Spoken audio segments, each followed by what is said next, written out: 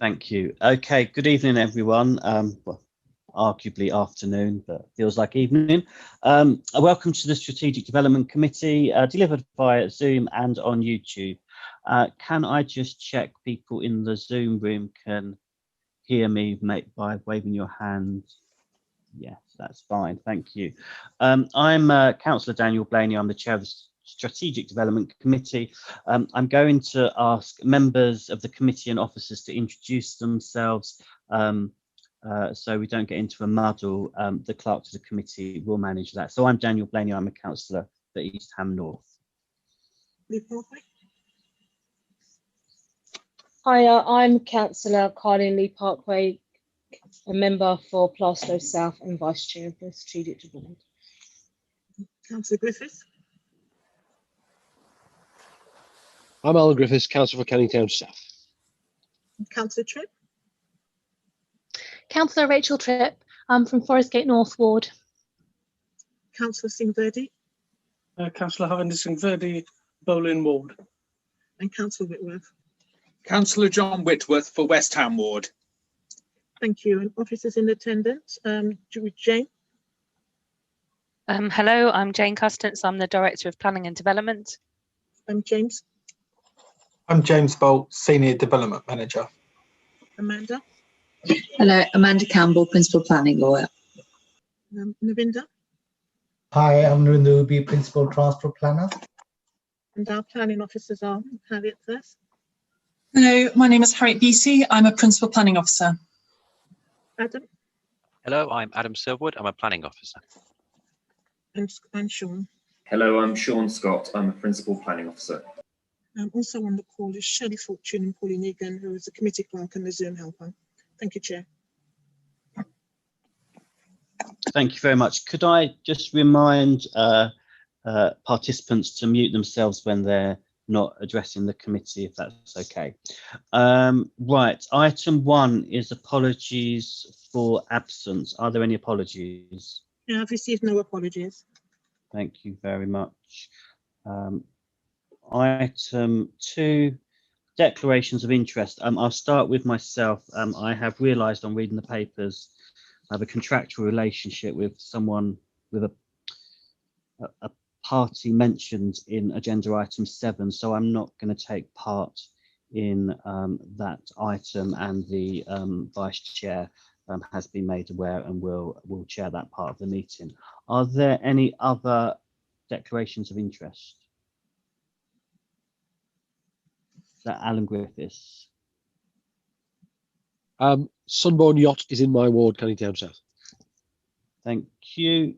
And I can't see any other matters, so I will move on to item 3, determining planning applications. Members are asked to note the advice from the Head of Legal Services on determining planning applications. Can I see an indication from members of the committee they are noting that advice? Thank you, Chair. Thank you. Right, item 4, announcements from the chair. So first, the committee has received the following requests to address the committee. Could speakers please identify themselves when they call out, when I call out their names, including just doing a microphone test. So I see for item 5, Hans Niemi. Right. Yep. Thank you very much. And can I see now, is there a Dupinder Chana in the room? No, Chair, it doesn't seem to be. Okay, we'll see if that person arrives before that item starts. Item 6, I've got the names Andrew Haynes.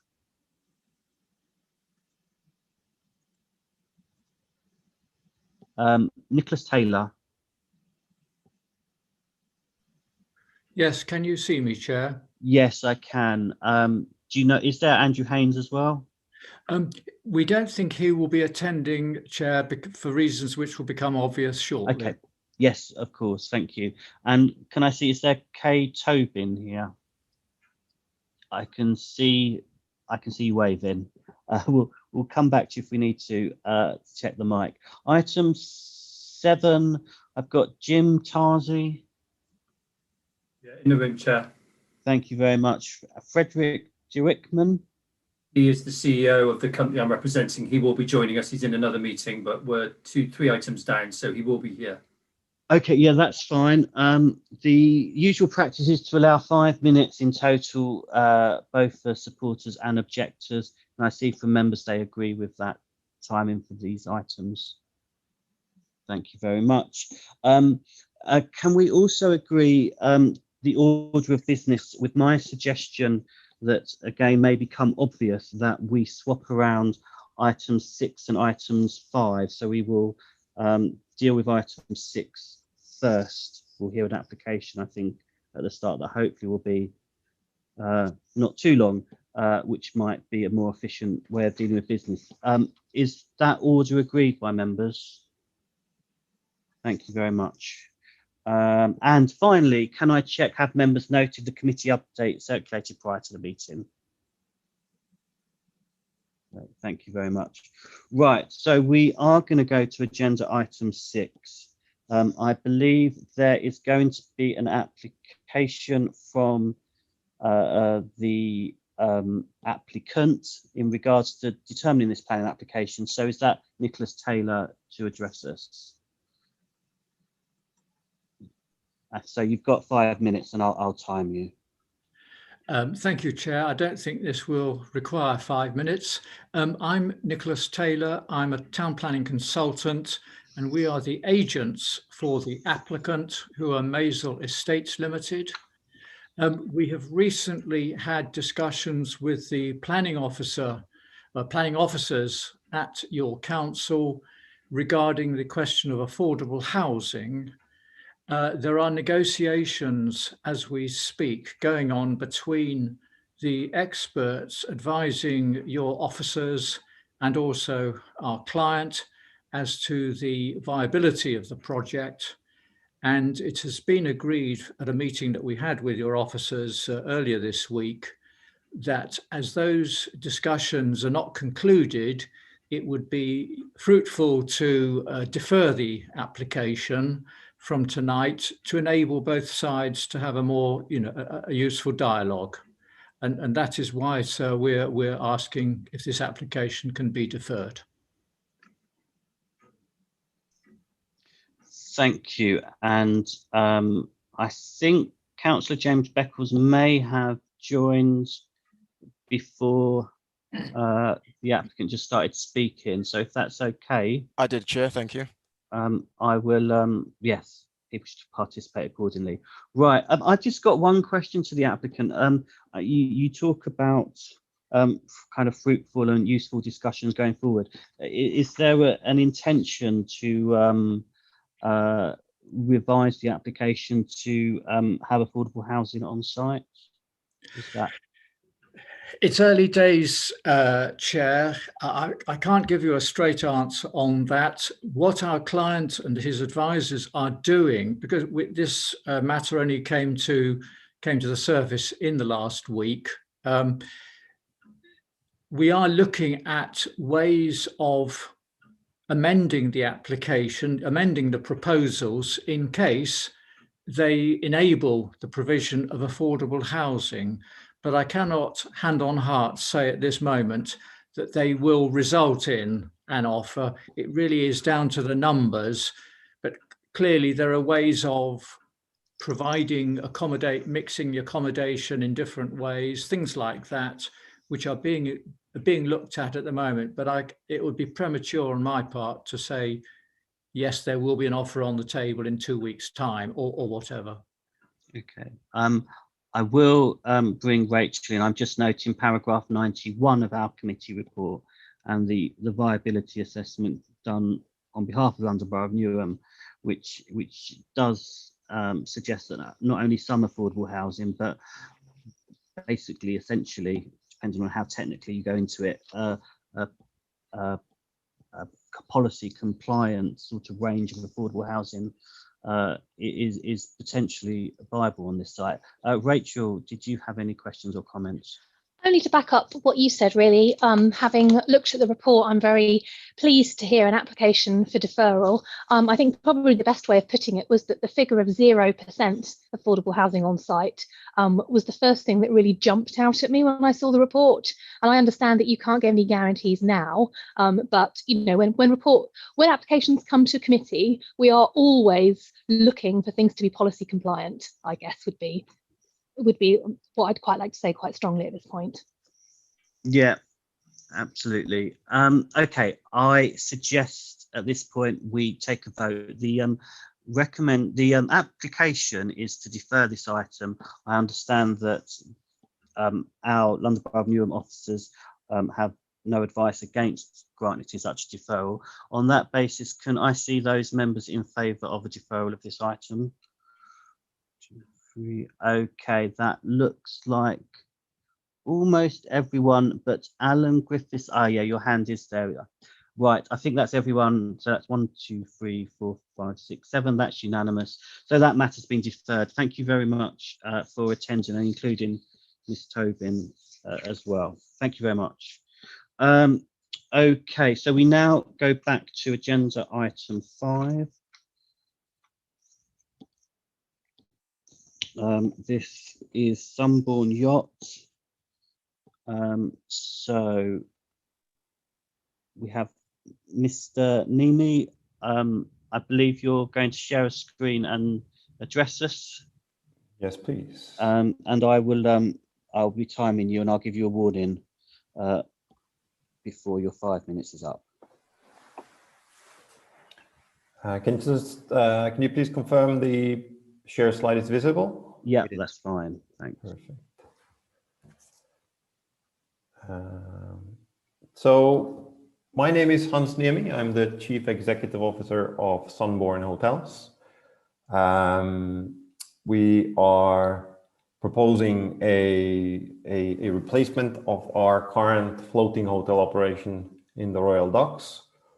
The history of the project is that we've been operating our floating hotels in the Royal Docks for quite some time. We started in the early 2000s with our first ship.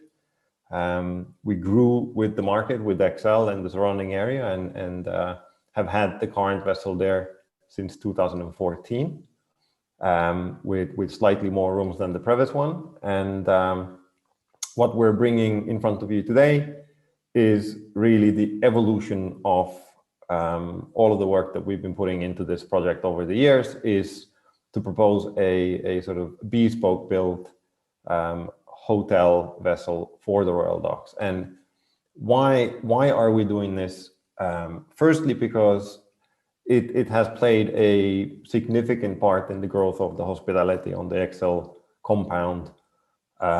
We have been stabilizing the business in the recent years at sort of 85–86% occupancy, which is very high for this particular area. And the area has kept evolving and is continuing to do so very positively. And so with the stakeholders, we've been looking at for some years now of the opportunity that we could design something bespoke for the site, something that would be in line with the development targets in terms of sustainability, in terms of our stakeholders, XLs and ROTMAs and LDAs, and other users of the area, what they have been requesting to have, and looking at some of the sort of things that we'd like to have in the hotel going forward, improved in terms of public access and the sort of area around us, improvements in that.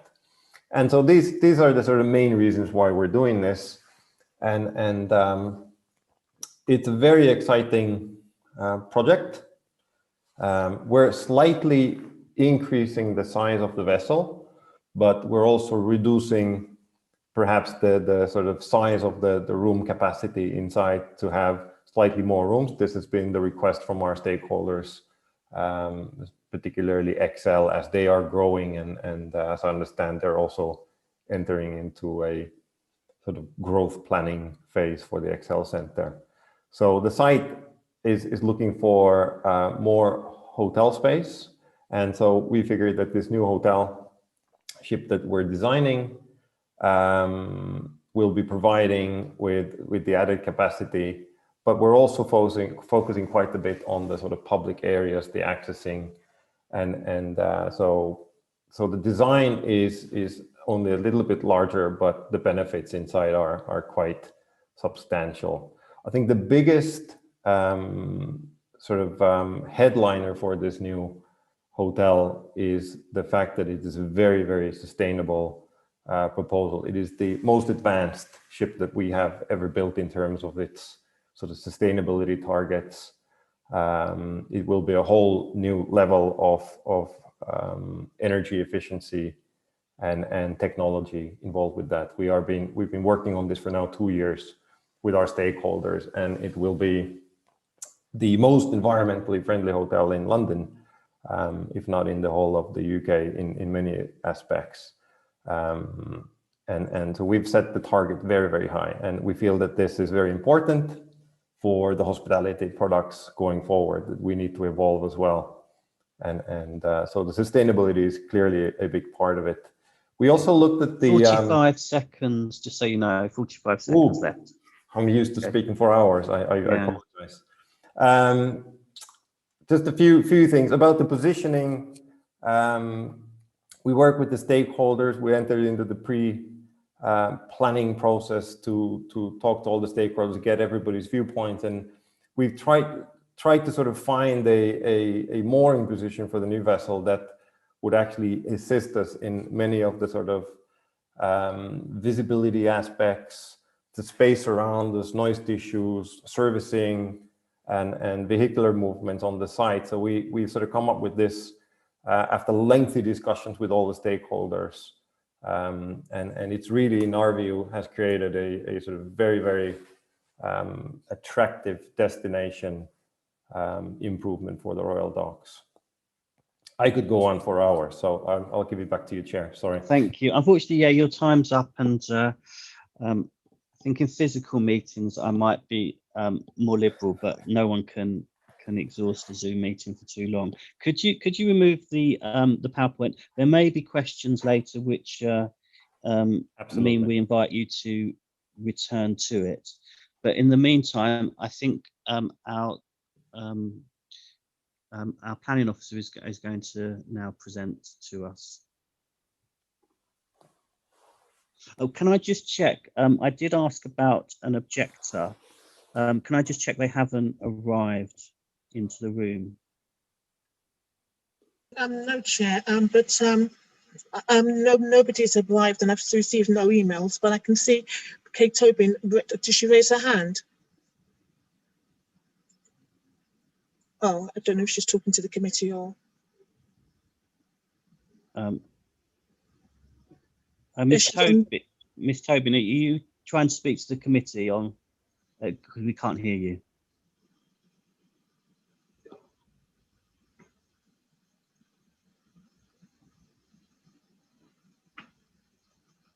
She's been asked to unmute.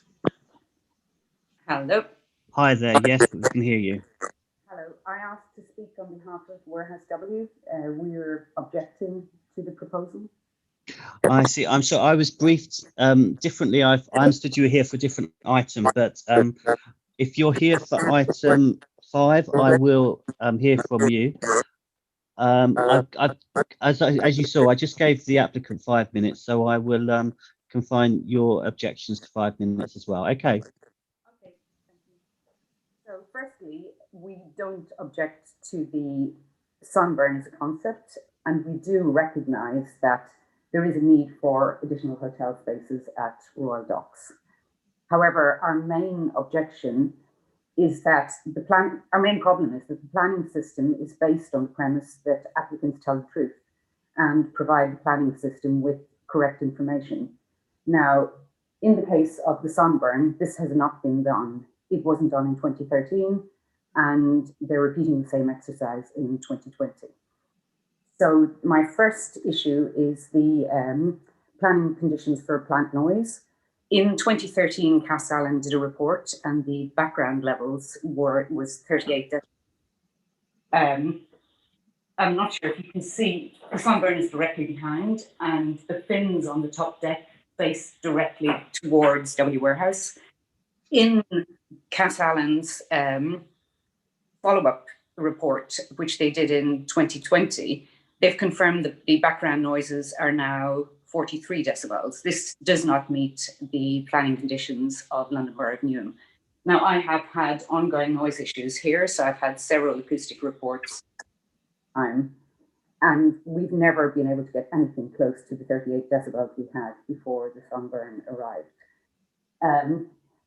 I'd like to add as well that when they did their follow-up noise readings in 2020, it was just after the pandemic, so pretty much everything around here has been closed, and you would expect the noise levels to be lower. They weren't. Our second issue is traffic. It is a pedestrianised square, and the dockside is meant to be for pedestrians only. The traffic reports, the Sunburn, attached to their applications are, well, basically nonsense. They have been using, we've sent videos in where they've actually, all day, every day, they run large articulated trucks in and out, taxis, cars. They're not adhering to any noise conditions. And the proposal they've submitted is nonsensical. I personally have been down to the other side of Excel, and the original planning given was for mooring on the Eastern Gateway. The only reason they came here was because London Excel was being extended, and they were given a 3-year temporary planning permission to come to this side. They then extended that to 5 years because they said 3 years wouldn't be financially viable. However, there was no sign of a boat. There was no boat here. I moved in 2011. And I walked around the dock numerous times. There was no boat 2011, 2012, 2013. By the time they sent in their planning application to extend it to 15 years, that should have been for the other side of Excel. As per their initial planning, there was never a need for them to come to this side. The problem at this side is that this is a pedestrian square. On the other side, you have roads going directly to the dock front. So the traffic issues would be immediately solved there. The noise issues would be immediately solved there because you've got London XL and large hotels. They're all double glazed. Here in W Warehouse, this is a listed building. All of the flats have single glazed windows. There is absolutely nothing we can do to block out this noise. Thirdly, they have bright signs. Now, they don't affect me so much, but flat 3 on the first floor, flat 3 on the first floor, those signs, those bright signs shine directly into their window. I mean, we did send a very large 30-page objection to this. It didn't appear as part of the application, and I think the whole thing is nonsensical. It seems that large companies seem to believe that they can hire external experts to help them get past the planning system. And that is to the detriment of residents, which I find completely unacceptable. And this type of bad behavior. Got 40 seconds left, okay. So I think this type of bad behavior must be called out. And I think if we've learned anything over the last few years is that 1 or 2 small voices can actually make a change. Like Harvey Weinstein, he thought he could do anything. This is not, I'm not saying it's the same thing, but they're a big company that are just buying nonsensical reports. I mean, I have went through them myself and marked off a million things. Even the application makes more sense. The pedestrian and vehicle routes, is it changing? No. Well, if it's not changing, it's going to be as it is. And as it is, it's articulated trucks picking up rubbish at 4 in the morning for 40 minutes. It's absolutely nonsensical. Okay, I'm going to have to stop you there, I'm afraid, but there may be questions for you later, so don't disappear. Okay, I am now. Could you mute yourself as well, Mr. Tobin? Thank you. We're now actually going to hear from our planning officer. Sorry to get that slightly wrong earlier, Adam Silverwood. Thank you. To share my screen.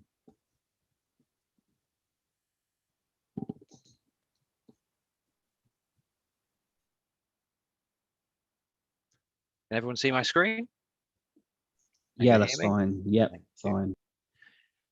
Thank you, Chair. This is the application for consideration is 20-01932 full Sunborn Yacht, Western Gateway, Canning Town. Shown here is the site in relation to the rest of the borough, and shown here is the site outline in relation to the more local environment. This application for is the replacement of the existing Sunborn Yacht Hotel with a newly built and improved vessel, together with an altered and permanent mooring position. In more detail, this is a larger vessel with a revised angle of 30 degrees and an increase of 138 rooms to 223 rooms, additional internal amenities, outside decking areas, additional cycle parking, and extended gangways with biodiverse planting. Shown here is a Sunborn Yacht. This is an aerial view showing site context. Shown here is our officer photo showing the front of the yacht, or the currently existing yacht, from above and below. Shown here is the Sunborn Yacht, the rear, taken from the Royal Victoria Square, and the shown here are submitted floor plans for the Sunborn Yacht, where you can see the floors and the elevations of the proposed. Again and again here. This application will consider principle of development, design, impact upon amenity, transport and travel, heritage assets, and other matters such as employment, biodiversity, sustainability, and access. Principle of development. Under policies S3 Royal Docks, Newham Local Plan Policy E10 and J1 Business and Jobs and Growth, this area is designated for an increase in visitor economy, tourism and leisure industries, and employment. Furthermore, under policy SI17 of the London Plan, it states that development proposals into the waterways, including permanently moored vessels, should generally only be supportive of water-based uses or to support enhancements of water-based uses. As an employment-generating leisure hotel within the water, it is considered to appropriately respect these requirements and is considered acceptable in principle. These are some of the policies used to consider the design and appearance.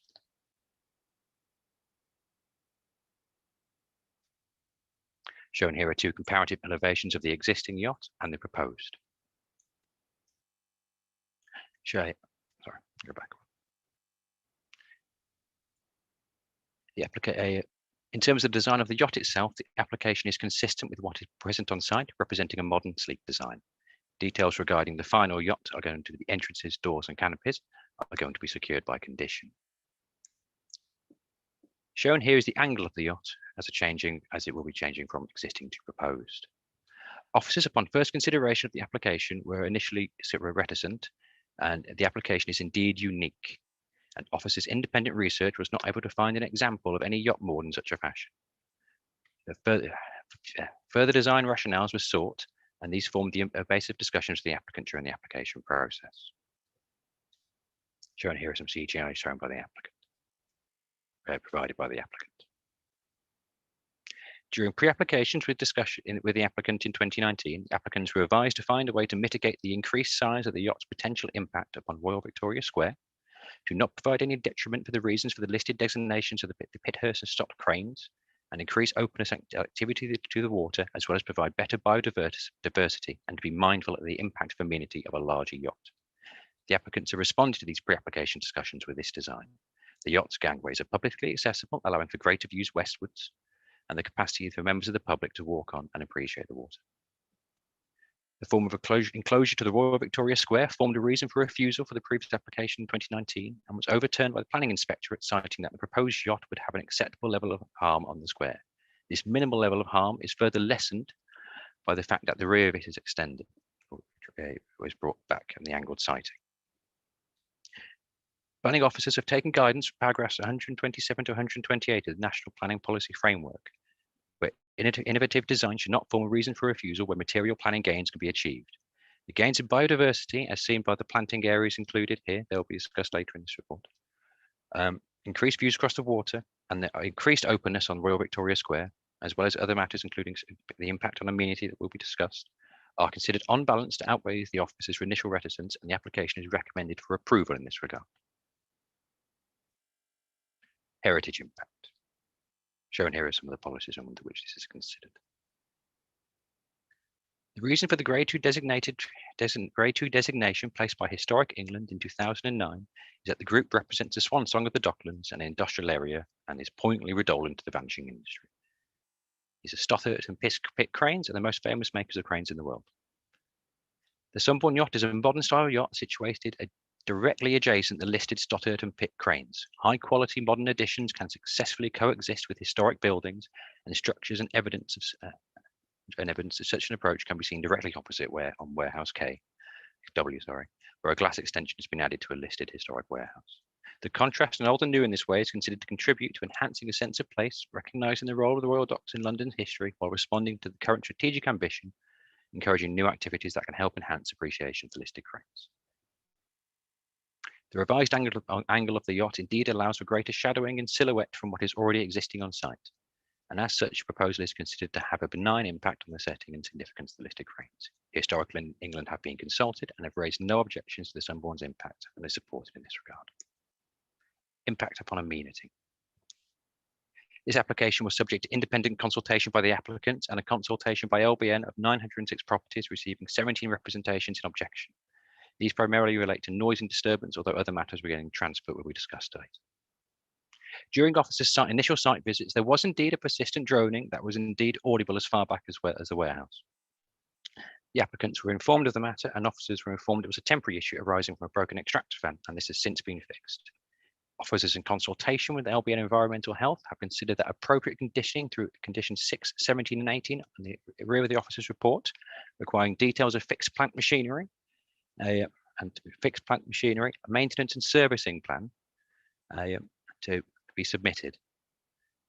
LBN has considered these to be sufficient in order to mitigate the regards.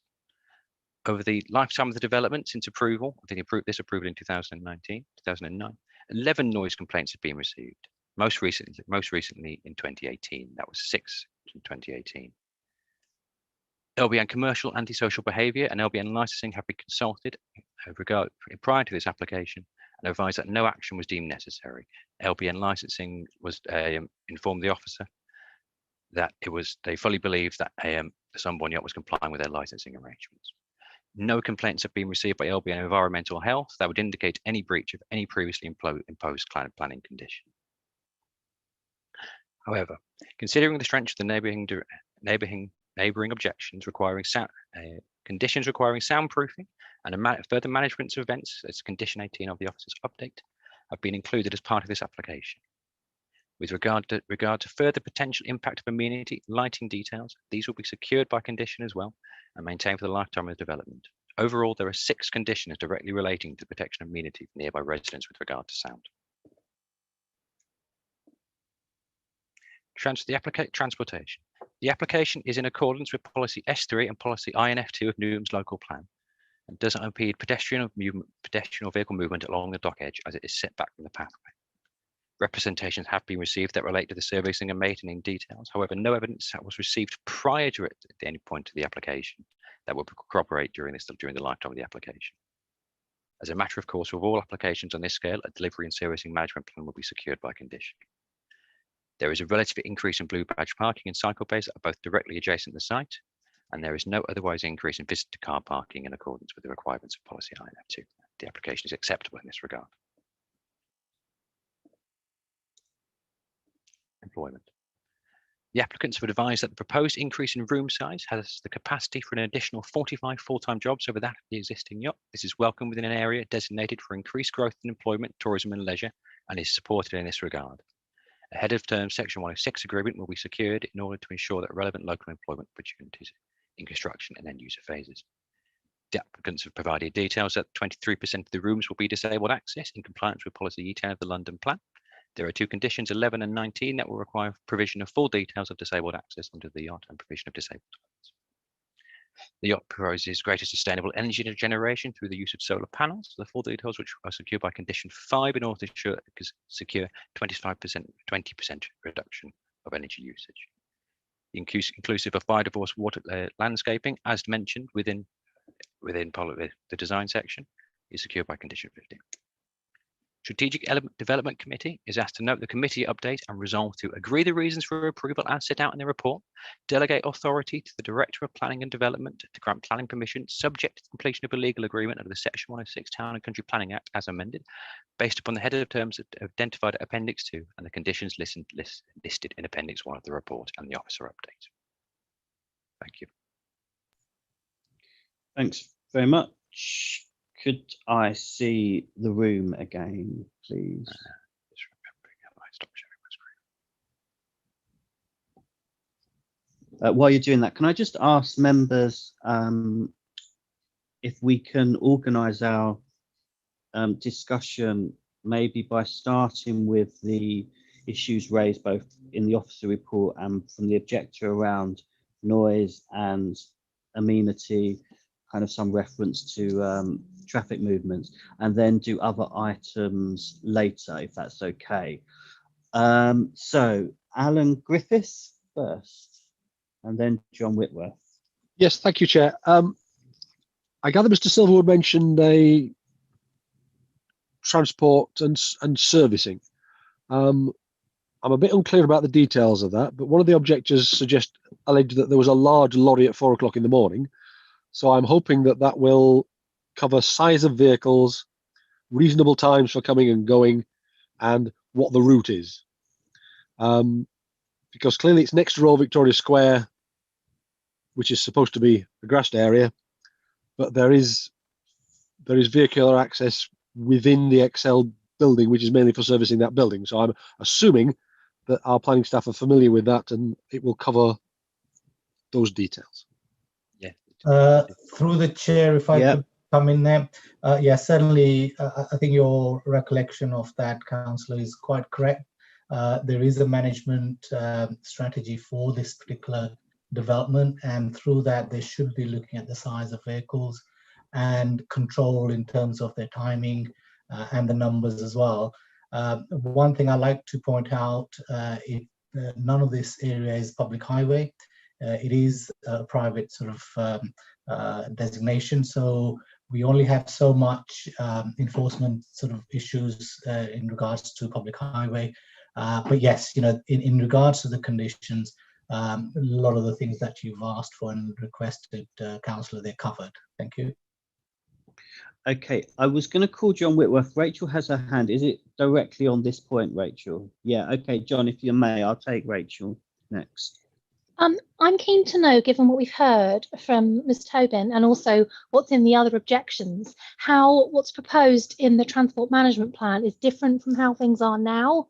I think the point about it not being public highway is obviously a good one, but the fundamental point is if this is supposed to be a pedestrian area and at the moment there are a lot of vehicular movements across it, then that's obviously directly at odds with all the things that we want to see in terms of the kind of spaces we create in the borough. So what is proposed to be different and to make an actual real positive change here?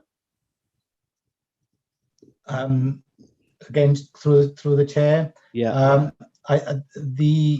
Even the original Councillor Tripp, the conditions required the necessary restrictions on the size of vehicles and the numbers and the limitations of the timing.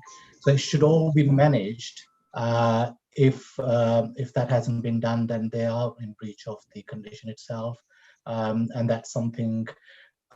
It's difficult how we can get involved with this, but certainly through the planning process, as transport sort of officers, we are quite happy to sort of take that forward. But if they are in breach of the condition, then they're not doing what they should be doing then. Okay, right. I'm going to take John Whitworth next, and then I see Harvinder. Thank you, Chair.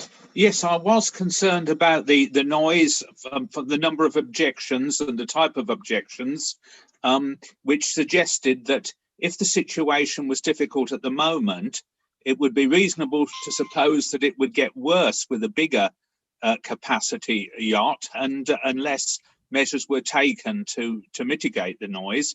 I have been reassured by several things I've heard. I'm assuming that the noise from the plant machinery is no longer an issue, and it wouldn't be with the new vessel. But I have a question about some of the noise was coming from, noise concerns were coming from events and the patrons late at night. I'm wondering what conditions are imposed about the timing of events. If you check condition 18 on the officer's update, there is an event management plan. Again, I did consult LBN commercial antisocial behaviour and licensing, and the times they've been down, because they do investigate these, we have had complaints or made to us, but they could not find any reason for enforcement. There is always going to be a certain level of noise from anything, but not anything that would consider any degree of enforcement matters. But they have agreed to an event management plan on condition 18. There is sound insulation, and other matters will be dealt with by licensing. With that will also come up for review in the future. But again, without the evidence provided to us with some degree of enforcement action, that was considered to be sufficient. Okay, I'm seeing various hands now. So I saw Harvinder, then there's Carleen and Rachel. I think what I am sensing is a broader question, expanding on Rachel's earlier question, which is, on the one hand, how much is the current situation evidence of a problem? And then the next question is, what changes with this application compared with the existing situation? That's, I think, a kind of a thing the members are trying to grapple with. So Harvinder next, and then Carleen. Yeah, Chair, thank you. I'll just go on to about the noise levels of the vehicle movements as well. Can I just ask the officer, how are we going to try to monitor that, considering what the objectors have mentioned, and the fact that when I'm looking at page 67, condition 18, it talks about 10% below the background noise levels to the nearest or the worst affected property.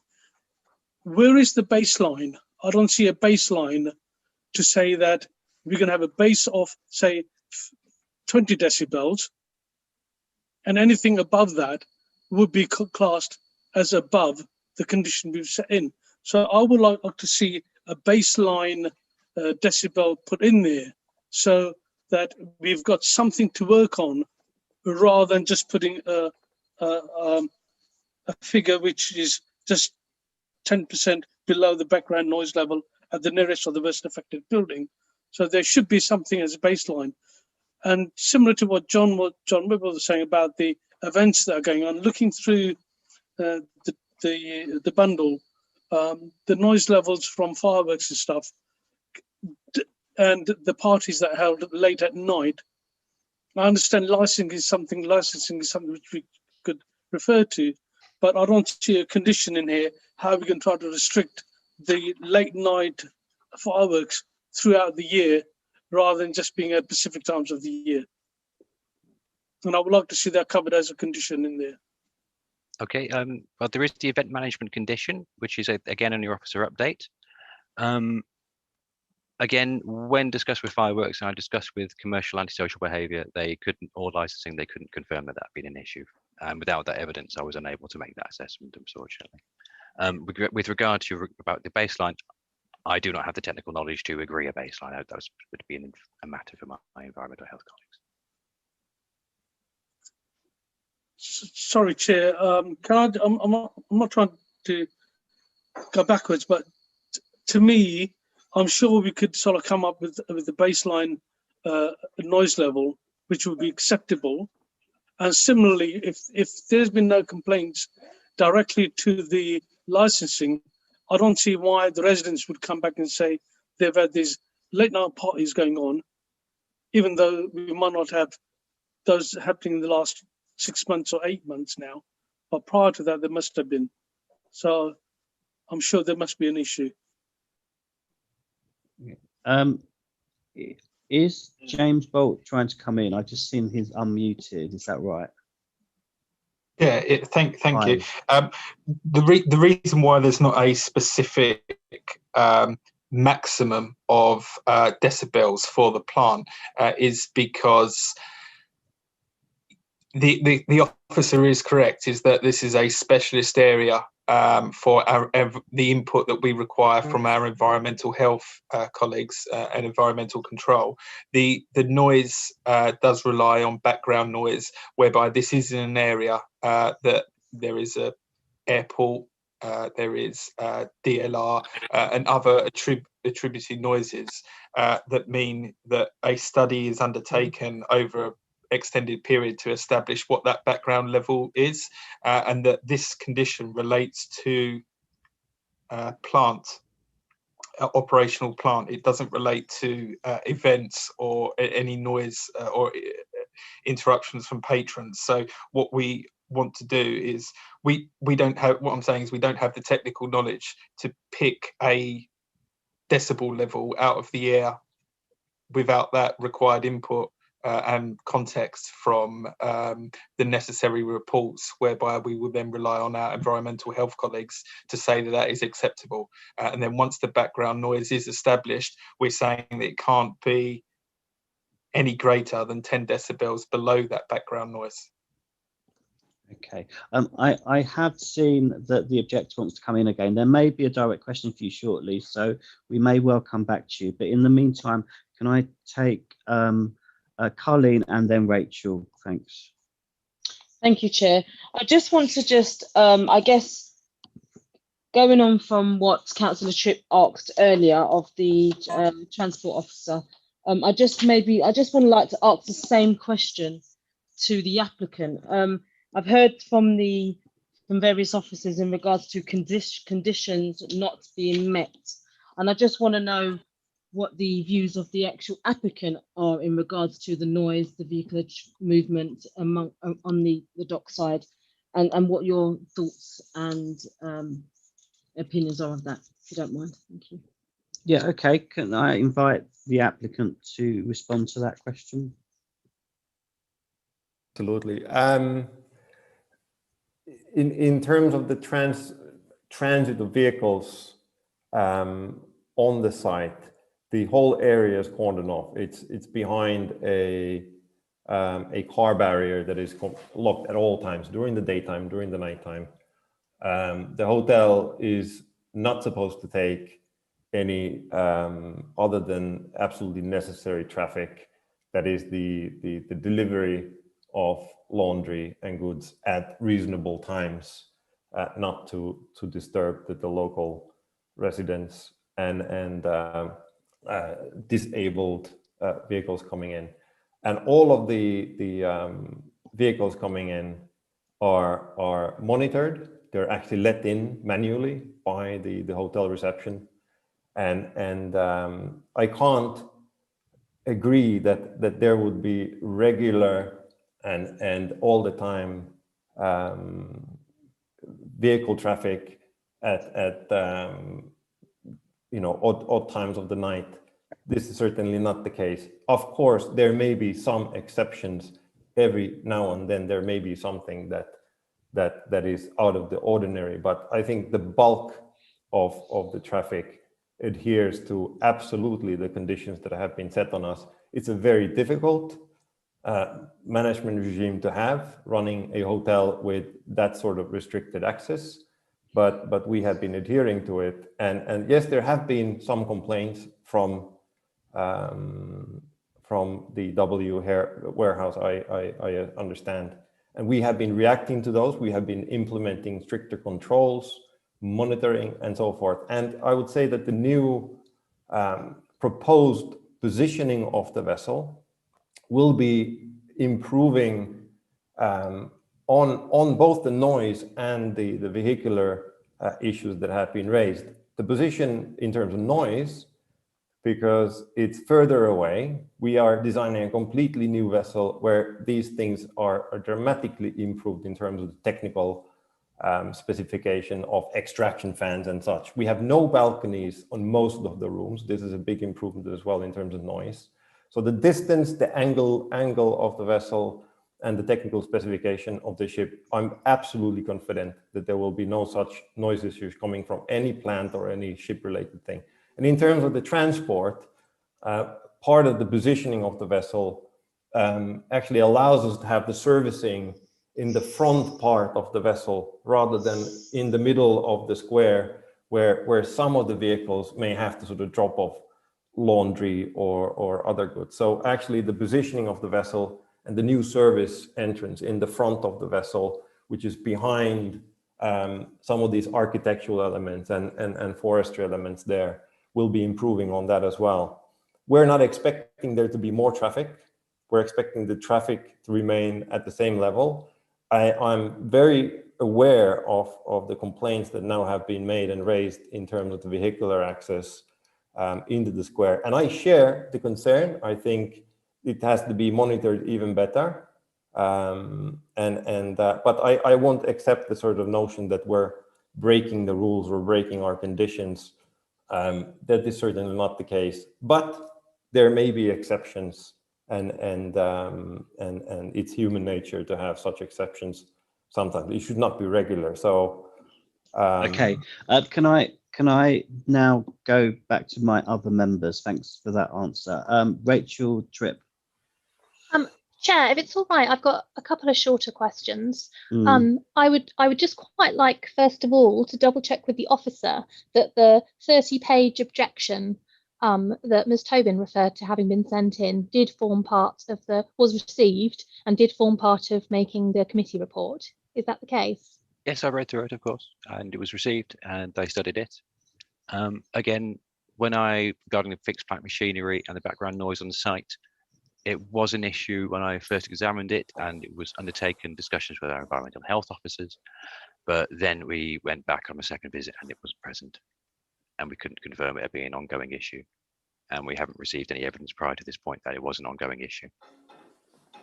Okay, I didn't get the impression from Ms. Tobin that the 30 pages was just about that background noise, but I guess what I just wanted to check was, and presumably it forms part of the summary of objections received in the committee paper, does it?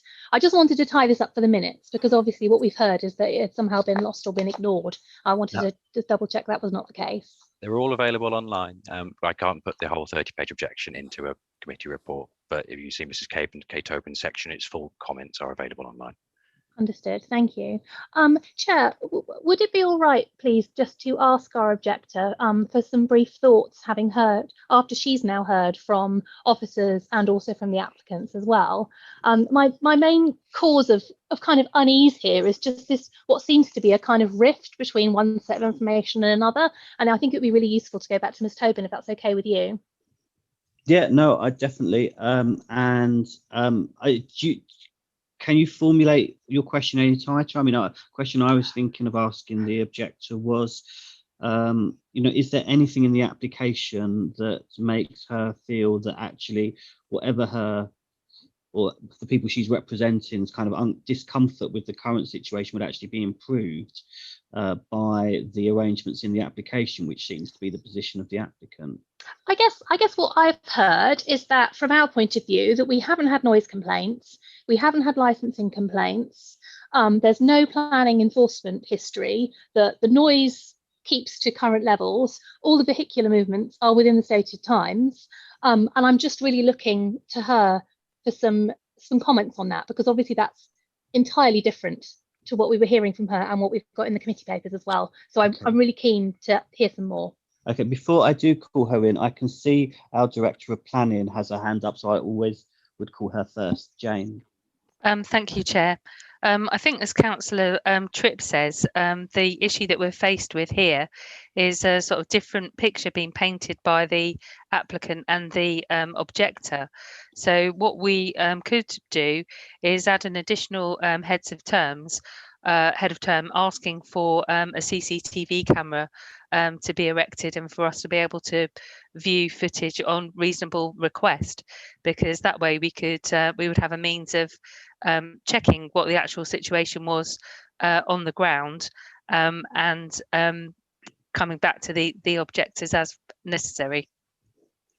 Thank you. That's really helpful. Okay, Ms. Tobin, Councillor Tripp has posed some thoughts she'd like your response on. Thanks.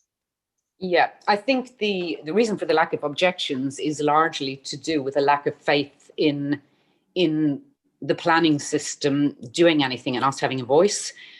First of all, we know the background noise. We don't have to guess at the background noise. It was 38 decibels. It was measured before the Sunburn Yacht came into place.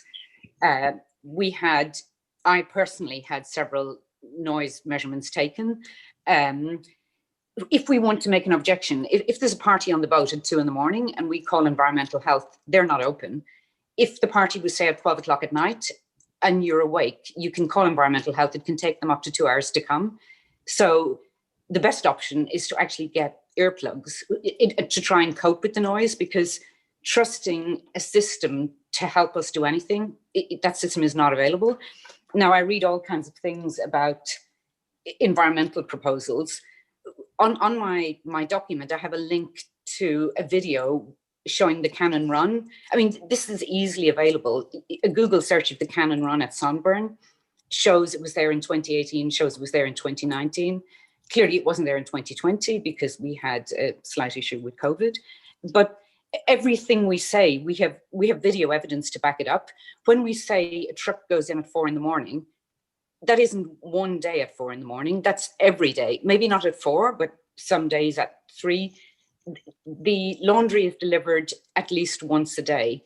The garbage is picked up in the early hours of the morning. There's bottles that smash for 30, 40 minutes. Now, what are we meant to do? Complain every day and have our complaints dismissed? I mean, the light shining into flat 3, that's on every day. They don't have a choice. Their way of dealing with that is to keep complaining or get really thick curtains or move flat. Now, we do have a high turnover of people here.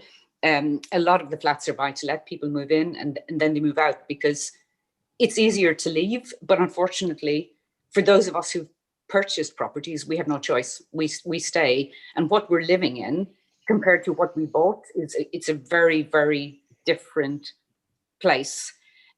And back to my original point, what we're saying is we don't feel that we need to be in a war with the Sunburn, and we're not saying we don't want the Sunburn.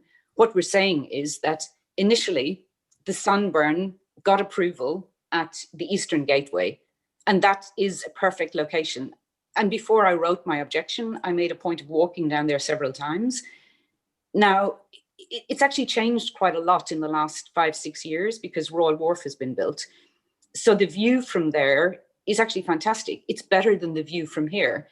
And what I feel is that the Sunburn ISS facilities and the various people that are supporting them have been so busy fighting to come up with objections that they've unreasonably dismissed what would actually be a better location for them and a location that would resolve all our problems. Because at the eastern side, they don't need to access the square. They're just as close to XL. They have equal access to traffic.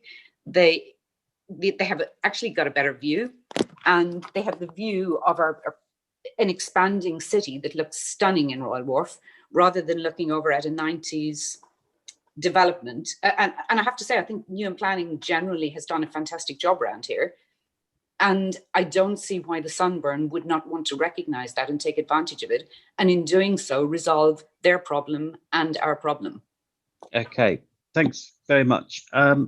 Before I call Rachel, can I ask a question to the applicant, which is that all this stuff about, and I appreciate the Transport Advisor's comments about this isn't the public, public, so I've forgotten the correct phrasing, but public highway. Public highway. Yeah, thanks. But and has there been thought given to having servicing that involved kind of quieter movements directly onto site and having larger vehicles transferred into something smaller, kind of off this kind of public square area?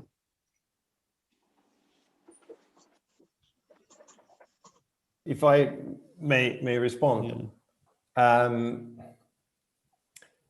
If the traffic management program as it has been designed for us is adhered to, then there will be no need to do any sort of further mitigation of this issue. I'm not aware of this being an issue. I'm hearing that there is this complaint now that there is traffic movement there at odd times of the night. It is a cordoned off area, so it should be perfectly possible to control who and when, you know, the vehicles are getting into this area. And I think this is a matter where, you know, there is this transport management program in place, and it needs to be enforced. And so if there is an odd complaint about one lorry on one night or you know, sort of odd behavior, I'm not aware of that being a consistent issue. And if it was, we would absolutely react to it. I mean, we have the power to do that. You have the power to do that. In terms of taking all of the hotels, laundry, and supplies that are coming at different times of the day to start unpacking those in another area of the Excel compound, it is a tremendous logistical issue. And in fact, what we're doing is we're taking one large load of laundry and then basically dividing it into 10 smaller loads of laundry that need to be taken by some, let's say, a sort of electric vehicle or something. We're actually increasing possibly the traffic that would result from that. And I think the concern here is the noise coming from those vehicles. The times, I'm hearing that the times that these vehicles are making those trips, I think that can be absolutely controlled. We may want to look at, as a permanent solution, looking at some of the pavement materials, making sure that the pavement materials are also quieter. And I think this positioning that I was talking about, the servicing, the incoming goods and outgoing goods being in the front part of the vessel, that should also help tremendously reducing any noise from coming from these sort of drop-offs of goods to the hotel. Okay, thanks. And I think logistics companies are thinking about this kind of stuff a lot as we kind of try and redesign the public realm. Rachel. I think that's really helpful. And I think the point about the advantages that would be conferred to nearby residents by a newly designed yacht are very well made as well. I just still feel this kind of overarching feeling of unease about this mismatch between the picture that's painted by the objectors, who, like I say, do seem to be open to the fact that they're living in a place which is already relatively noisy, and, you know, do seem to be pro the idea of commercial activity happening around them. And I wanted to ask officers for some thoughts and their professional opinion about possible deferral. Okay, who shall I look to on that question? James Bolt. Officers are comfortable with conditions and respective heads of terms that this is still a application that officers can support and stand by, and if members were to be minded to consider a deferral, then we would expect to have some reasons why. It sounds, if I could offer the opinion, that it comes down to a matter of enforcement rather than it saying that the conditions are not fit for purpose. So the director's suggestion about ahead of term with some CCTV that could actually determine where, when, who, what, how and why certain breaches are occurring, then we would have the position to retrospectively go back. And I take the objector's fair comment that sometimes in the middle of the night you might think to yourself, well, what's the point? Who's going to respond? Who's going to listen to me? But if the objectors are aware that there's 24-hour CCTV footage and they notice something that is occurring outside of conditions, they may then feel empowered to actually appreciate that there is going to be a difference that's made. So I'm comfortable that the members have the full information before them to make a decision on the night, but I will leave that at the members' discretion if they do want to consider deferral. Thank you. Sorry, Chair, could I respond briefly? Yeah. That is really reassuring. Thank you. I think the other thing that I would be keen we did as a committee was maybe to have an action point to ask the local councillors to get in touch with the residents here, because I definitely appreciate on a human level what we've heard about, feeling that complaining doesn't help. But certainly for my residents in Forest Gate North, I'm constantly telling people to consistently report disturbances so that all those phone calls or all those reports are then recorded, and then I can go back to officers and ask for action where it's required and where the complaints show that we do need to do something. So I wonder if we could ask as a committee whether a perhaps quite useful conversation and conversations could happen at ward councillor level. Yeah, well, we've got certainly this is a meeting in public, and I'm sure that can be taken away. Before I think we've had a long discussion about the matters that I suggested we kind of organise our conversation around, and I think that was worthwhile and necessary. But can I just see, are there any other questions and queries on other aspects of the application? Harvinder. Yeah, Chair, just two quick ones really. One is the fact that if we're considering CCTV, we need to ensure that the noise levels are recorded as well. There is facility in current modern CCTV system to allow that. And the other one was the lighting scheme on page 65, just to ensure that the light levels that do come off are actually within the guidelines set out in the conditions. Okay, and Carleen had her hand up. Thank you, Chair. Actually, Councillor Harvinder has actually asked my question. I was going to ask in regards to the light pollution, and the objector spoke about flat-free having light pollution at all times. So I just wanted to find out. The applicant spoke about the vessel would be at an angle, therefore there would be some type of mitigation. I just wanted to know what that would be, if that's okay. So is that a question to officers? To the applicant. To the applicant, okay. Applicant. Yeah. Yes, quite right. I haven't heard about this light issue. I guess this is coming from the LED Sunborn sign on the side of the vessel, and I can understand that is a nuisance to a resident locally. So we will immediately, now that I've heard of this, I will take action, and we will see what we can do about that absolutely immediately. And in terms of the new proposal, it's quite right to say that the angular position of the vessel itself, even if we did that with the current vessel, would actually alleviate that problem. But we will run all of the lighting schemes, signs, anything that we would find that could be a disturbance with the officers, and we're quite happy to enter into a sort of restriction on that if necessary. Can I also point out one more thing just quickly about the what's it on? It was about the gumball rally or something that happens on the square that was mentioned by the. If it's okay, I'm eager to use the time efficiently, yes, and yes, I would absolutely. rather not take that point if that's okay. Unless other members are urging me to take that, I would rather move on. I've got a different question to the officer and potentially to our legal advisor, but I'm now struggling to find the page. Oh no, here it is, page 24, and you mentioned this in your presentation. The decision of the planning inspectorate going back to 2009. Is that just an interesting bit of history, or is there something there that affects the way we should consider this application and the attitudes towards use here? No, that application was the one in 2009. It was refused originally because of the effect on daylight and sunlight and shadowing on Royal Victoria Square. It doesn't really relate to any of the matters we've discussed so far.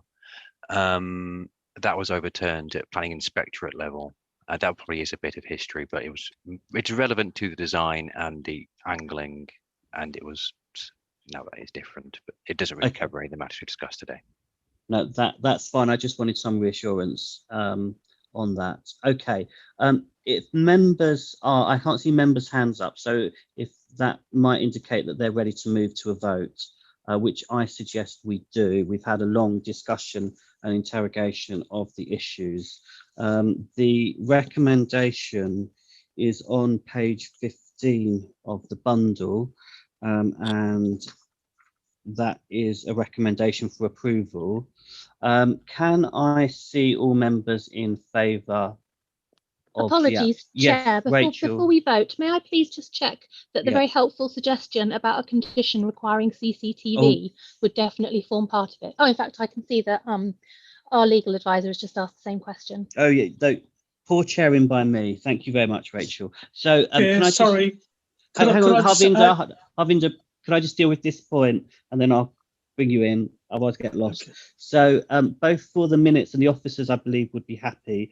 I'm checking with our clerk that it will be minuted that it will be for approval with the additional head of term that was mentioned by the Director of Planning. Yes, Chair, I've noted that. Thank you. Thank you very much. Harvinder, did you want to say anything else? Yeah, Chair, just to add my point again about noise levels being recorded as well.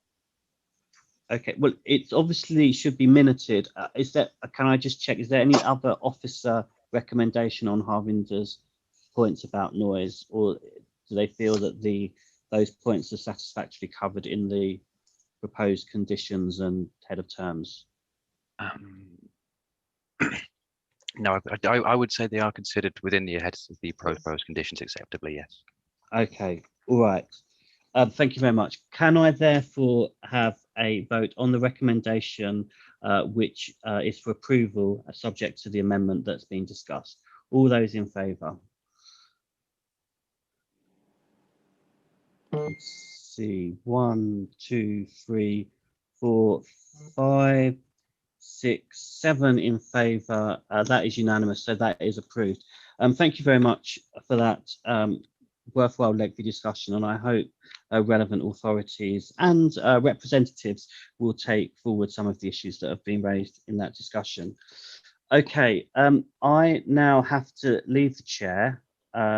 I think I might be being put in a waiting room, is that right? Yes, the Chair, if you're ready, I'll put you into the waiting room. Yep, I'm handing over now to Carleen to chair the next item. Thank you very much. Okay.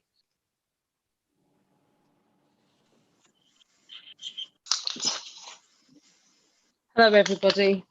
So let's go on to the next agenda item, which is agenda item 7, land east of Sainsbury's, Clapsgate Lane, Beckton, London, E6 6JF. Do we have the applicants in the room? We do. Thank you. Okay, so I'm going to take the applicants first. You have 5 minutes to do your presentation. So go ahead. Thank you, Chair, members. My name is Jim Tarzi of Pegasus Group. We are planning consultants to the applicants. I should add that computer-generated images of the scheme have been supplied to the case officer to use, so we won't be presenting those ourselves. I'd like to thank officers for their detailed and thorough report, and there's relatively little that we need to add to the main and update reports from the officer. This is a major development which has notably attracted no objection from third parties. It's before committee as it represents a minor departure from the development plan in relation to the part designation as local green space. Back in time, the whole site was a former bingo hall, up to the point that J. Sainsbury's developed the wider site in the early 2000s. And since then, the site has been an underused part of their car park, as well as vacant scrubland. The loss of the scrubland within the site as local green space has been addressed by the more than offsetting this in terms of its overall quantity, but also improving its public accessibility whilst maintaining its functionality, and in so doing, securing biodiversity net gains from the site.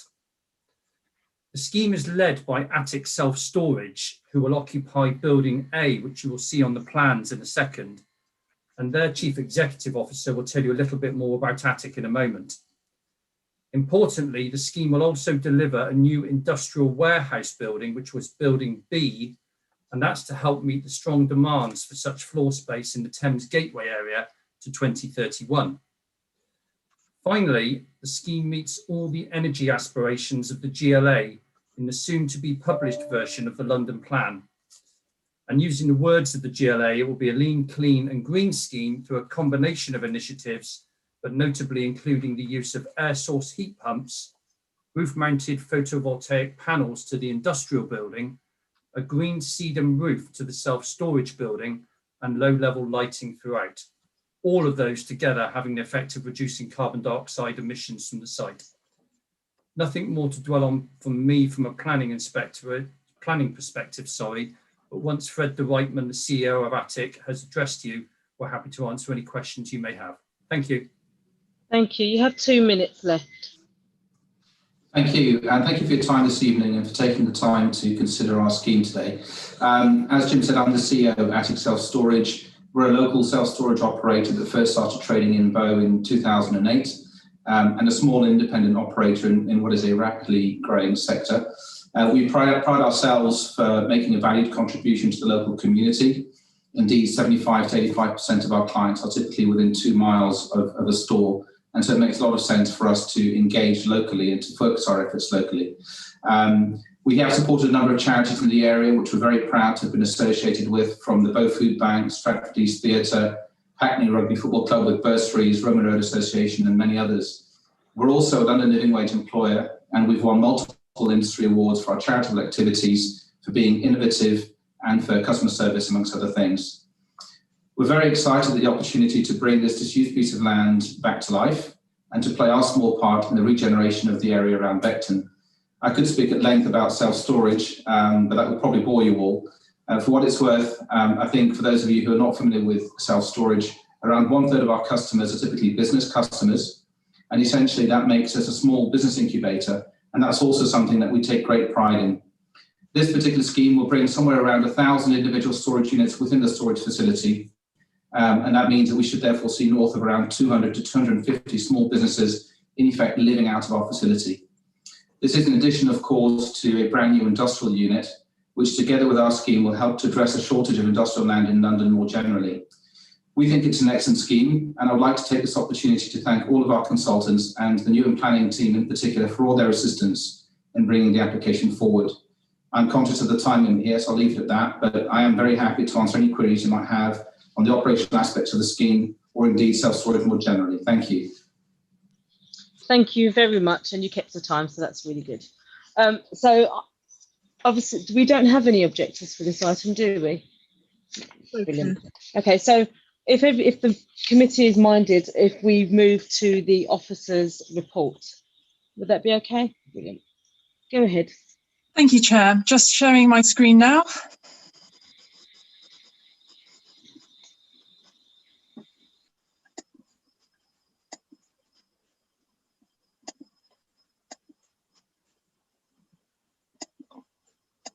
Chair, can I please confirm with yourself that you can see the presentation? Yes, I can see the presentation. Perfect. Thank you very much, Chair. Good evening, members and members of the public. The application I'm presenting today is at the land to the east of Sainsbury's on Clapsgate Lane in Beckton. The committee reports on pages 149 to 224 of the reports pack. Please can members also have due regards to the officer's update. On the left, you can see the location plan, and on the right, you can see the site plan with the application site highlighted in red.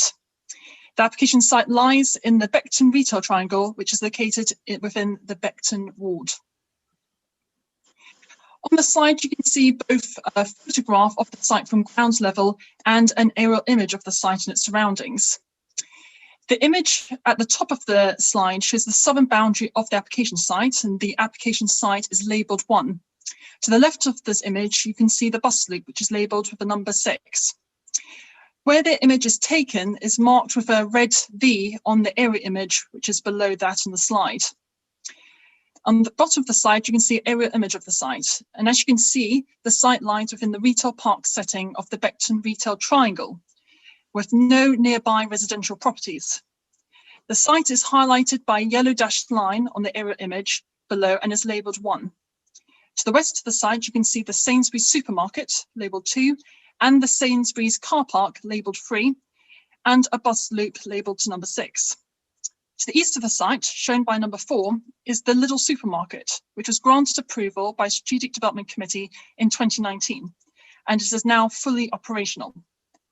To the south of the site, labelled with number 5, is the Greenway, a pedestrian footway and cycleway which connects Stratford with the Thames. Here are 2 photographs of the site.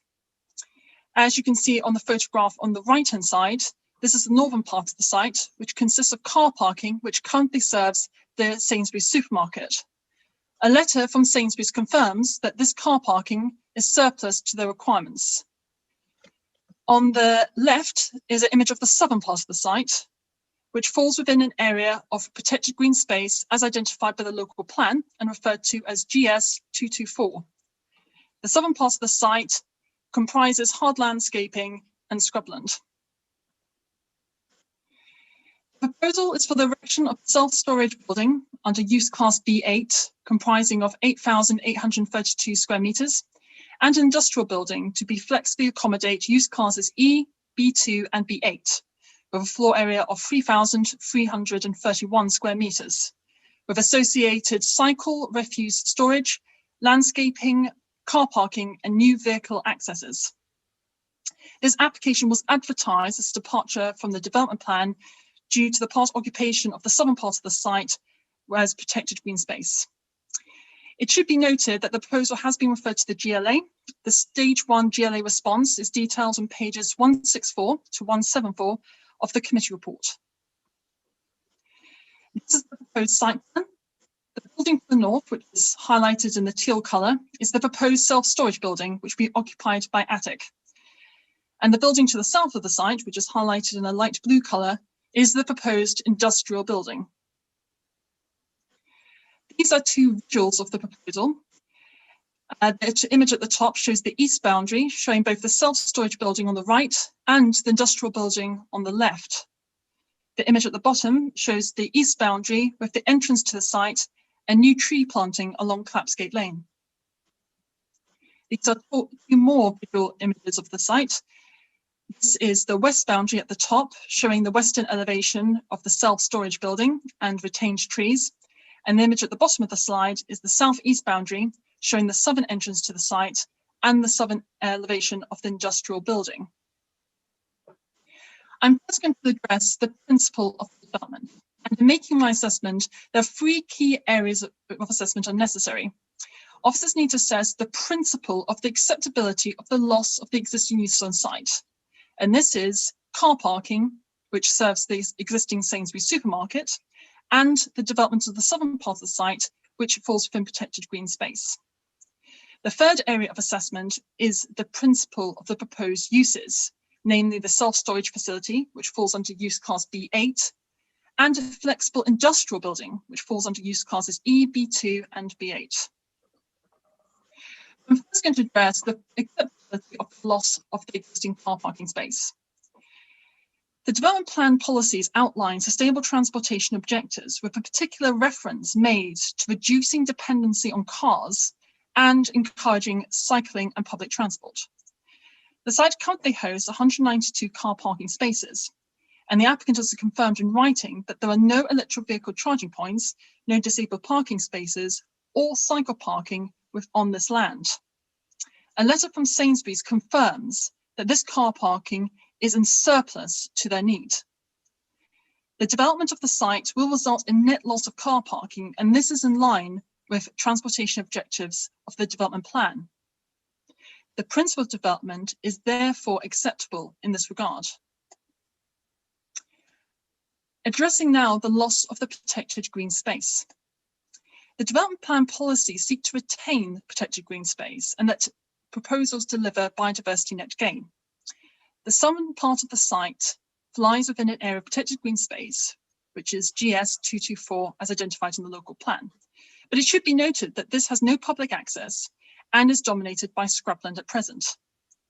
The site does not lie within a site of importance for nature conservation, metropolitan open land, nor greenbelt. No trees benefit from TPOs. The proposal will deliver a 61% net increase in green space for the provision of a green roof, use of landscaping, planting, and new trees. The biodiversity impact assessment calculation demonstrates a net change of 26% increase. A condition has been added requiring that the final detailed master plan of soft landscaping measures is submitted to the local planning authority for approval to ensure that this is of a high quality. On balance, given the increase in green space to be delivered when compared to the existing, the identified biodiversity net gains, and the net gain in tree value, it is considered that the proposal will ensure the functionality of the green infrastructure is maintained. Due regard has also been given to the benefits of the proposed uses on site, and on balance, the development of this protected green space would be considered acceptable in this circumstance. Finally, turning to the principal development of the proposed uses. The application proposes two buildings, a self-storage building and a flexible industrial building. The application site lies within Employment Hub E1, which identifies the strength focus as B use classes, particularly distribution logistics. The draft London Plan Policy E7 requires that proposals should be proactive and encourage the intensification of business uses. Policies S5 and J2 of the local plan discuss the potential for undesignated, allocated out-of-centre retail parks to provide opportunity to relieve some of the pressure on strategic and local industrial locations. The proposed uses are considered to be appropriate for this location and they meet a local demand. As such, the principle of the development is supported. Turning now to the design of the proposal, the development plan outlines the need to deliver high quality design which responds to local character. The application site lies within the Belcher retail triangle, and the surrounding built character is typical of a retail park, exhibiting a simple architecture. Officers consider that the height, scale, and layout of the proposal is appropriate for a retail park setting. The design has positively evolved during the pre-application process and in response to Secure by Design officers representing the Metropolitan Police Service. Conditions regarding boundary treatments and materials have been attached to Appendix 1. A soft landscaping strategy has been improved over the course of the application, and detailed soft landscaping will be secured via a planning condition. A Secure by Design condition has also been attached. In summary, the design of the proposed development is supported subject to conditions. In regards to transport and travel, the site has a PTEL of 2, and there will be a net loss of over 145 car parking spaces, which is in line with sustainable transportation objectives. The applicant has confirmed in writing that none of these spaces will be disabled electric vehicle charging points or cycle parking spaces. Cycle parking and electric vehicle charging points have been secured via planning condition. A Section 106 contribution has been attached to require improvements to the cycle routes through a contribution. In line with consultation with the Council's transportation team, the number of entrances to the site have been rationalised. The travel plan has been secured by Section 106 and condition, and a Section 278 will secure improvements to the footway adjoining the north-east side of the site. In summary, the proposal is acceptable in regards to impact on transportation, subject to conditions and Section 106. Turning now to impact on amenity, draft London Plan policies require that development design should deliver appropriate outlook, privacy and amenity. Local Plan Policy SB8 states that development is expected to achieve neighbourliness. Officers had due regard to the broad potential of impacts that may result from the development. It should be noted that heavy industrial uses are not expected to be delivered on site, and there is a significant distance between the application site and the nearest residential properties, with the nearest residential property being approximately 300 metres from the site. No public consultation responses were received. The proposal will not have any detrimental impacts on neighbouring amenity. In regards to biodiversity, draft London Plan Policy G1 requires that development should incorporate elements of green infrastructure that are integrated into London's green infrastructure network. Local Plan Policy SC4 echoes the London Plan in strategic approach to protect and enhancing biodiversity, providing net gain in quality and quantity of the natural environment. The application site does not lie within a site of importance for nature conservation. It does not lie within greenbelt or metropolitan open land, but it does lie within protected green space as identified by the local plan. There will be a loss of 9 non-TPO trees. However, the application has demonstrated a net gain in tree value with the delivery of 20 new trees. The proposal will deliver a new green roof, low hedgerow planting and wildflower meadow. The biodiversity impact calculator demonstrates a total net change in habitat units of 26.28% increase. These are all considered to be very positive contributions, and the biodiversity measures proposed are supported. The other material considerations relate to employment and skills, secure by design, waste, energy and sustainability, and flood risk management. These matters are supported as detailed within the committee report. The Strategic Development Committee is asked to note the committee update and to resolve to agree the reasons for approval as set out in the committee report, refer this application to the Mayor of London, the GLA, as Stage 2 referral, and, subject to the Mayor of London or delegated authorised officer, advising that he is content to allow the Council to determine the application itself, delegate authority to the Director of Planning and Development to grant planning permission subject to the completion of the legal agreement under Section 106 of the Town and Country Planning Act 1990 as amended, based on the heads of terms identified as Appendix 2 of this report and the conditions listed in Appendix 1 of the committee report. That concludes my presentation. Thank you. Thank you very much. I now move to the room. Oh, thank you for taking it. Can I please take Councillor Tripp?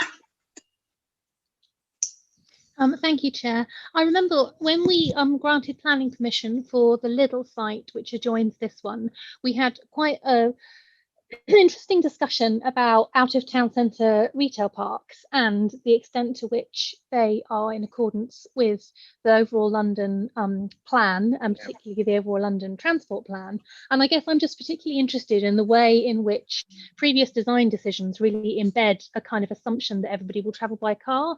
I think there have been some good points made that reducing car parking space is in a way a positive step, but obviously that's only one little part of how you really encourage behaviour change around journeys. I'd just like to hear a little bit more from Narinda, if possible, about the kind of contributions that might be made here. I understand that there was, I think, some Section 106 funding from the Lidl application as well, and with the proximity of the Greenway as well, it just strikes me that there's quite a lot of potential here to really encourage some sustainable journeys, and I'd just like to be sure that that is definitely going to be happening or is proposed to happen. Absolutely, through the chair, Narinda Ruby. Certainly we've done a lot of work actually on this particular site from day one during the pre-application stage as well. First of all, as you very much said, we've reduced the level of car parking in that area, which was oversubscribed from day one, certainly in the olden days, and to rationalize the number of accesses to the site and their location as well were very important in terms of how pedestrian safety is taken into account, and how the section between the Lidl and this site then eventually connects to the northern part of that particular area, especially Sainsbury's. There is certainly a contribution through Section 106 for the cycle network, which will be eventually connecting to the super cycle highway onto the A13, and that's will be looked at very favorably, and there will be schemes that will follow.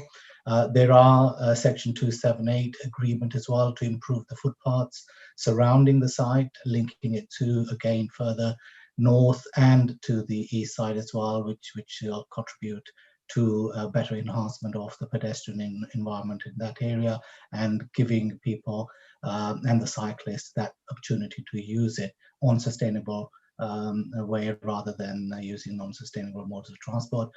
Certainly there was one thing, and I would emphasize this, there needs to be more connections that needs to be looked at with the bus stop that's just on the north side of this side, and that was encouraged. I think there are some security issues with the site, which they couldn't get a connection directly to that particular area, but that was my aspiration. But again here, for the applicant to look at that in the near future as well. Thank you. Thank you for that. Would you like to go ahead, Councillor Tripp? I saw your hand again. Yes, if it's all right with you, Chair, I'd also be interested to hear from the applicant. It strikes me from my kind of ambient knowledge, if you like, of self-storage units that, you know, a lot of the customers may well arrive by vehicle because they've got heavy items that will be stored, but there might well be quite a lot that an environmentally focused and progressive applicants could do to encourage staff and more regular journeys to be done by sustainable means. I don't know whether that's something that they do already or something they might consider, but I'd really like to hear about it. Thank you for that. The applicant like to respond? Thank you. Yes, absolutely. And it's a great question. And that's something that we've discussed at length with Newham and with transport officers. We will have a transport plan in place.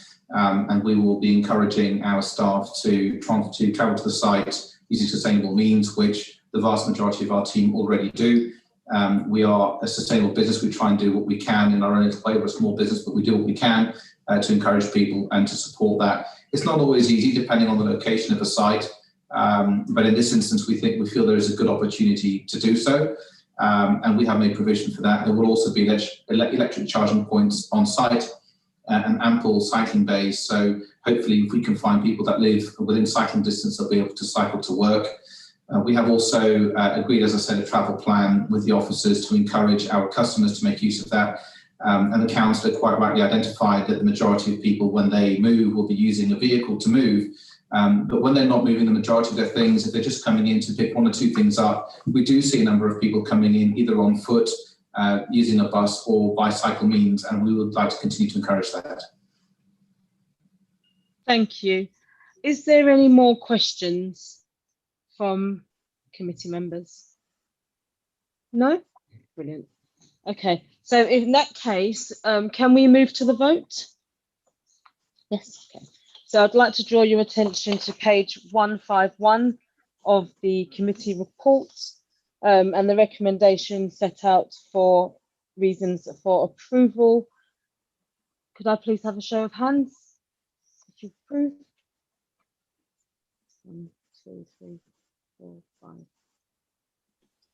6. Okay, thank you. I've seen all 6 hands. Excuse me, Chair, I couldn't see. 6 hands. 6, thank you. Yep. Okay, thank you for that. So that application has been approved, so thank you. At this point, I would like to welcome back Daniel. Okay, I shall readmit him, Chair. Thank you.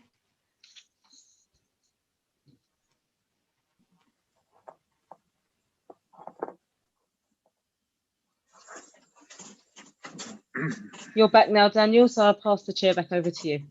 Thanks. Right, so I assume we are now on item 8, which is the date of the next meeting. Now, this could be really straightforward, but I'm just going to say, I think in the council calendar, it is diarised for the 23rd of February. There is a problem with that date in that it clashes with another planning committee of the London Legacy Development Corporation, which a number of members of this committee ought to be at. I have been talking to the clerk about potential alternative dates. We haven't entirely resolved it, and I will endeavour to keep members informed, but please note that at the time of dealing with this item, the calendar says the 23rd of February, but that may change. I don't think I can say any more. Is that right? That's right, Chair. Thank you. Okay. As soon as we have some movement. Thank you very much. Okay, if that's okay, I will now close the meeting. Thank you very much.